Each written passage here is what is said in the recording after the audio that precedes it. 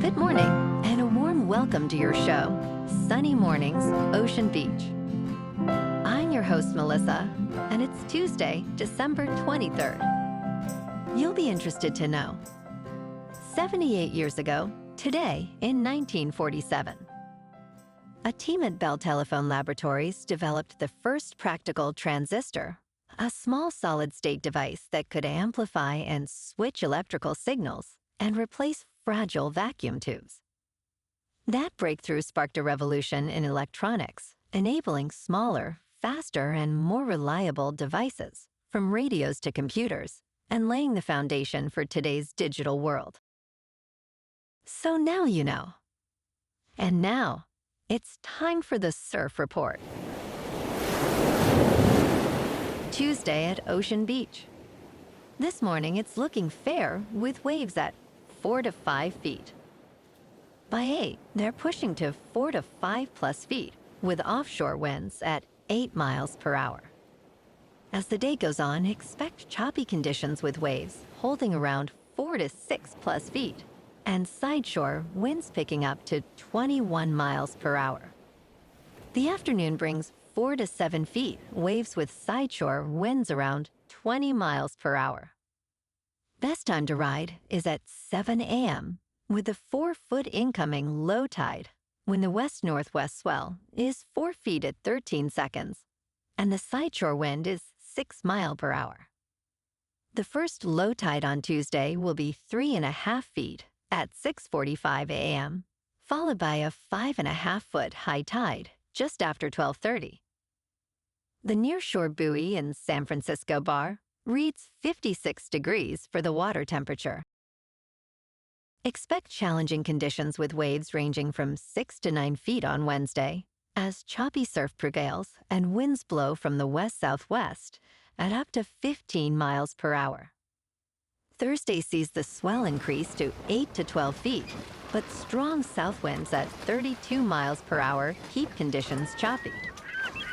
Friday remains in the 8 to 12-foot range, with winds easing slightly, offering fair conditions later in the day. This morning, light rain is likely, and it feels like 56 degrees, with 10 mile per hour wind. The sunset will take place at 4:55, and it will rise again tomorrow at 7:23. It looks like we're in for a rainy Tuesday, with cloudy skies and a high near 60.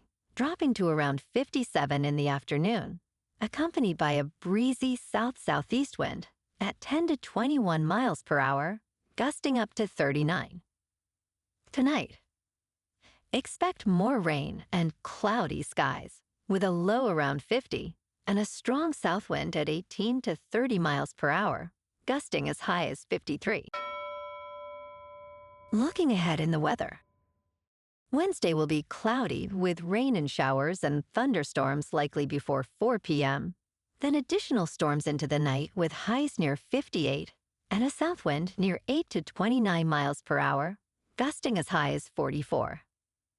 Some storms could be severe Wednesday night with heavy rain totals up to 2 inches, and the wet pattern continues through Christmas Day into Friday with rounds of rain and thunderstorms and cooler highs in the mid-50s and lows in the upper 40s to low 50s. Bonjour, food enthusiasts. This podcast is brought to you by Versailles Cafe and Pastries in Encinitas. Nestled on El Camino Real South, just north of Encinitas Boulevard, this cafe is a haven for culinary delights. Indulge in their amazing Eggs Benedict or their gluten-free crepes. You can grab a panini for lunch or just breeze on through to get your morning coffee.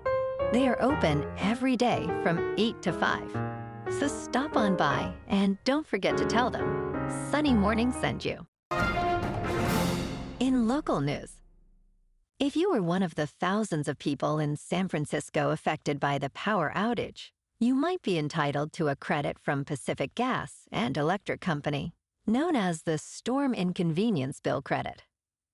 This credit is available for customers who experienced a power outage lasting 2 days or longer due to a storm or other major weather-related event. Residential customers will automatically receive a $200 bill credit, while businesses will receive a $2,000 credit. Customers do not need to file a claim, as credits will appear on bills as customer satisfaction adjustment. PG&E acknowledges the disruption caused by the outage and is committed to providing meaningful support.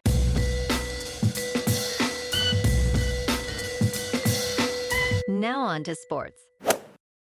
The Kansas City Chiefs will be moving from Missouri to a dome stadium in Kansas in 2031, as confirmed by Governor Laura Kelly and team owner Clark Hunt. The new stadium, projected to cost $3 billion, will be located in Wyandotte County, while the team headquarters will be in Olathe, Kansas. Lieutenant Governor David Talland called it the largest economic win in Kansas history. NFL Commissioner Roger Goodell emphasized that this public-private partnership will enhance the Chiefs' legacy and benefit the region. The Chiefs have played in Kansas City, Missouri since 1963, marking a significant shift in the NFL landscape.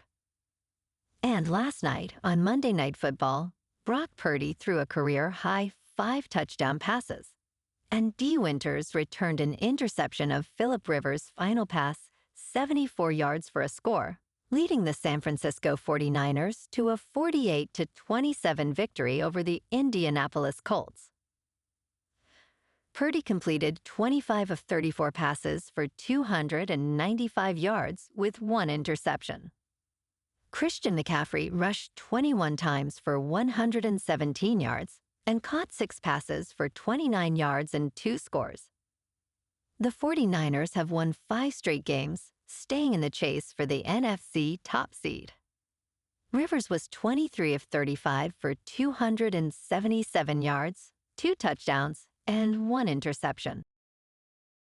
In local sports, Steph Curry roared back from a rough first half to score 18 of his 26 points after intermission, while Jimmy Butler had 21 points, leading the Golden State Warriors to a decisive 120-97 win over the Orlando Magic on Monday night.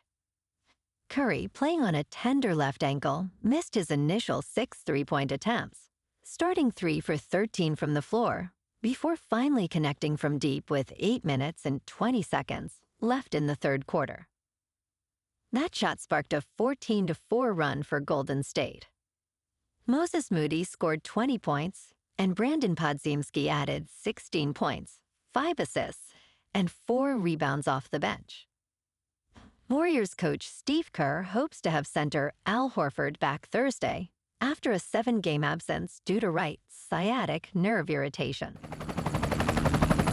In top news, the Trump administration abruptly recalled nearly 30 career ambassadors at U.S. embassies around the world, according to multiple officials familiar with the matter, in a move that senior officials said aims to better align the State Department with the president's foreign policy agenda. Ambassadors were told to return to Washington, giving them until mid-January to vacate their posts. The mass recall, coupled with numerous top-level overseas posts already sitting empty, is without modern historic precedent. At least 13 U.S. ambassadors from Africa were recalled, including from Burundi and Nigeria, alongside several in Europe and Asia. Concerns arise about the safety and well-being of diplomatic personnel overseas without seasoned leadership. In business news, U.S. officials have banned new drones made in China, sparking outrage among pilots. The Federal Communications Commission prohibited all drones and critical components from major Chinese manufacturers DJI Technology and Autel Robotics, citing national security concerns. The ban does not affect existing models in stores or already purchased. Many American drone pilots are hoarding products, fearing the loss of their livelihoods, as DJI accounts for up to 90% of the market. DJI expressed disappointment in the decision, arguing that concerns about its data security lack evidence. The ban poses a significant threat to many small businesses reliant on Chinese-made drones. In crypto movement, Bitcoin is down 1% to about $88,000. Ethereum is down 0.5% to just under 3,000. And XRP is down 0.5% to $1.89. Moving on to a more local vibe. In our community spotlight on health and wellness, we are working with a national Pilates studio to bring you some free classes, so listen up. Check out Club Pilates, with several locations in the San Diego area. Pilates presents a comprehensive wellness approach, cultivating strength, reducing tension, and elevating mental well-being. Scientific research affirms its benefits. So now you can check out Club Pilates for a free class, with locations in Encinitas, Solana Beach, Oceanside, La Jolla, and more. Just be sure to tell them Sunny Morning sent you by. And now, back to the show. Let's talk science. At 15 years old, Belgian researcher Laurent Simons earned a Doctor of Philosophy degree in quantum physics from the University of Antwerp. He aims to enhance human biology to build longer, healthier lives. His research focuses on Bose-Polarons in superfluids and supersolids. Simons has been recognized as the youngest doctoral recipient in Belgium, completing high school at 8, and a 3-year bachelor program in just 18 months. His thesis examines the behavior of impurities in supersolids, which supports unusual excitations. Simons plans to pursue a second doctorate in medical science with artificial intelligence, prioritizing rigorous clinical evidence. And in entertainment news, Steve Zahn believes Anaconda is the movie we need right now, emphasizing that it offers a refreshing dose of comedy in today's world. In a recent interview, he humorously dismissed claims that he was ever a serious contender for the role of Walter White in Breaking Bad, stating, "I think Cranston is lying." Zahn, along with Jack Black, Paul Rudd, and Thandie Newton, portrays characters who risk everything to fulfill their childhood dream of making an Anaconda reboot. He describes the film as medicine for audiences, adding that it is both action-packed and laugh-out-loud funny. Anaconda opens in theaters on December 25th. Well, alrighty, folks. It's time for the quote of the day. And today, our quote comes from the American inventor and visionary, Thomas Edison. And he said, "Restlessness is discontent, and discontent is the first necessity of progress. Show me a thoroughly satisfied man, and I will show you a failure." And that's a wrap for this morning. You can check out our Instagram, YouTube, and TikTok for some captivating aerial videos with local news and the surf reports. Have an amazing day, my good friends. We'll see you tomorrow with another episode of Sunny Mornings, Ocean Beach.